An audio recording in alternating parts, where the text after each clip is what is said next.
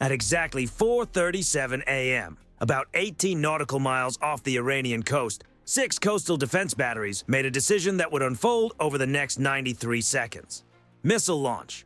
6 anti-ship cruise missiles ignited their turbojet engines and dropped to low altitude, skimming just a few meters above the water as they accelerated toward the horizon at roughly 540 knots. Their target sat calmly in the pre-dawn darkness. The USS Abraham Lincoln, more than 100,000 tons of nuclear-powered aircraft carrier, a floating airbase valued at billions of dollars, carrying a crew of around 5,000 sailors and aviators, was operating in contested waters of the Persian Gulf region. To the commanders watching radar displays inside hardened Iranian command bunkers, the launch likely appeared decisive. 6 missiles streaking toward one of the most powerful naval assets in the world. But the sequence that morning had already been anticipated. 48 hours earlier, analysts monitoring regional activity from command centers in Bahrain had already begun modeling the possibility of exactly this type of attack. The Noor anti-ship cruise missile reflects a long history of adaptation. During the mid-1990s, Iran purchased Chinese C-802 missiles. Political pressure soon halted further transfers, but the technology that had already arrived provided a foundation. Over time, Iran developed its own version. The missile's basic design dates back decades. It travels at subsonic speed, about Mach 0.9, while flying extremely low over the water, typically 5 to 7 meters above the surface. Its 165-kilogram semi-armor-piercing warhead is designed to damage or disable large ships. Range improvements over the original design extend its reach to around 130 kilometers. In the final phase of its flight, the missile activates an onboard radar seeker that scans for large surface targets. When first introduced, systems like this represented advanced anti-ship technology. Today, the design shows its age. The missile's turbojet engine is derived from older European designs adapted for local production. When operating correctly, it performs reliably. But the electronics guiding the missile rely on processing capabilities developed decades ago. Distinguishing a single ship from the complex electronic environment surrounding a modern carrier strike group is far more difficult than simply detecting a large radar reflection. Imagine trying to pick out a single voice in the middle of a loud concert while wearing ear protection. The signal is there, but the surrounding noise makes identification difficult. On the defensive side, U.S. naval interceptors such as the SM-2 Standard missile travel at speeds exceeding Mach 3. Their guidance systems combine inertial navigation with radar tracking and are designed specifically to intercept incoming aerial threats at long range. The technological difference between the two systems reflects not just time, but the evolution of entire operational doctrines. Still, even older weapons remain dangerous. A large explosive warhead striking a ship can cause serious damage regardless of when the missile was originally designed. The risk is never ignored. Strategic decisions at sea often reflect far more than engineering calculations. Regional tensions, political pressure, and national strategy can all influence how and when weapons are used. The Persian Gulf is also one of the most closely monitored maritime regions in the world. Radar networks across multiple countries track ship and aircraft movement constantly, while space-based infrared sensors can detect missile launches within seconds.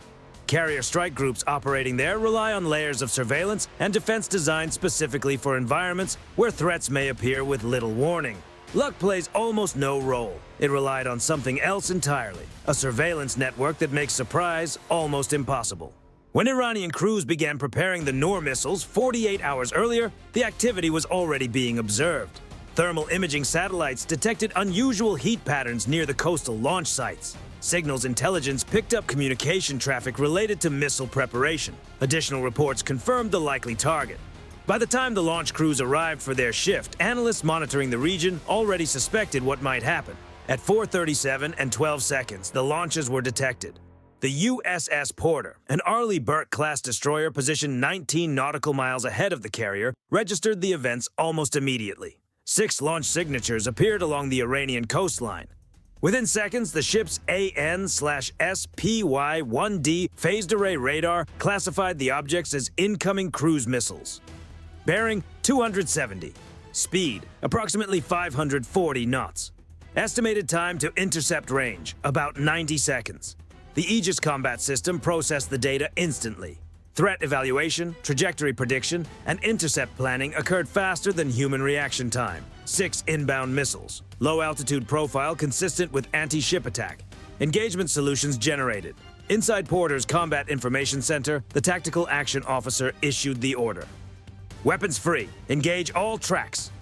Vertical launch cells opened. Moments later, Standard Missile 2 interceptors roared into the dark sky, accelerating rapidly toward Mach 3.5.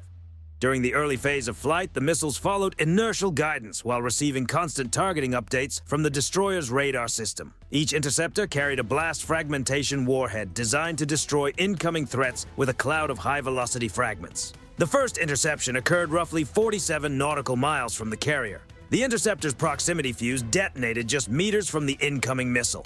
A burst of fragments ripped through the missile's control surfaces and engine intake, sending it tumbling into the water.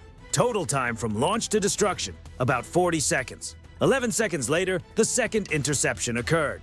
Another missile disintegrated in a brief flash above the ocean. Additional interceptors were already on their way. The Aegis Doctrine emphasizes redundancy. Multiple interceptors assigned to each threat to ensure a successful engagement. Third interception at 39 nautical miles. Fourth at 37. One by one, the remaining missiles were destroyed before they could approach the carrier group. At 4:39, the system reported all hostile tracks terminated, 6 missiles launched, 6 interceptions confirmed. The Abraham Lincoln itself had not changed course or speed. Its close-range defensive systems, rolling airframe missiles, and phalanx guns never needed to activate. The engagement took place far beyond the carrier's immediate defensive zone. For many sailors aboard the ship, the alert sounded only after the threat had already been eliminated. But the operation was not finished. At 4:42, a response package was authorized. 4 FA-18E Super Hornets launched from the carrier's flight deck, each carrying a mix of air-to-air and strike weapons. Their mission was to suppress the radar systems that had guided the missile launch. Climbing to altitude, the aircraft accelerated toward the coastline. At the same time, accompanying ships prepared long-range cruise missiles aimed at disabling the launch infrastructure responsible for the attack. Minutes later, the aircraft reached their release point offshore. Anti-radiation missiles dropped from the aircraft and ignited, accelerating toward the radar sites. These weapons are designed to home in on radar emissions, but they can also navigate toward the last known location of a radar that shuts down after detection. As the missiles approached, the radar operators attempted to power down their systems. It was too late. Moments later, the weapons reached their targets and detonated, disabling the radar installations that had guided the earlier missile launch. By the time the strike aircraft turned back toward the carrier, the coastal launch network that had fired the missiles was no longer operational. Encounters like this illustrate how modern naval operations rely on layers of detection, coordination, and response working together across ships, aircraft, and satellites.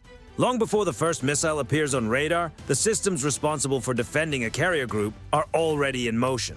Not because anyone showed restraint, but because the radar crews had already evacuated once the incoming aircraft appeared on their scopes. At 4:51, the next phase arrived. 6 Tomahawk cruise missiles approached the coastline at roughly 550 miles per hour, flying low, about 100 feet above the surface, following pre-programmed routes with GPS guidance accurate to within a few meters. 3 of the missiles struck the coastal missile battery locations. The launch rails were already empty. The missiles had been fired earlier, but the surrounding infrastructure remained. Reinforced revetments, support vehicles, communications equipment, and command shelters. Within moments, the impact zones turned into clouds of smoke and debris as the warheads detonated. Each Tomahawk carried a heavy conventional payload designed to disable hardened targets. Concrete structures collapsed. Equipment yards were left scattered with wreckage. The remaining 3 missiles targeted nearby radar installations that had supported the launch. Their result was similar: precision strikes that disabled the radar systems and associated control facilities. By the time the strike sequence ended, the coastal defense network in that sector was no longer operational. Meanwhile, the aircraft from the strike package turned back toward the USS Abraham Lincoln. All aircraft returned safely. Their weapons had been expended and no losses were reported. The carrier itself continued its patrol, course unchanged, speed unchanged. Operations aboard resumed as scheduled, as if the attempted attack had simply become another entry in the day's operational log. From an analytical standpoint, the exchange illustrates the realities of modern naval engagements.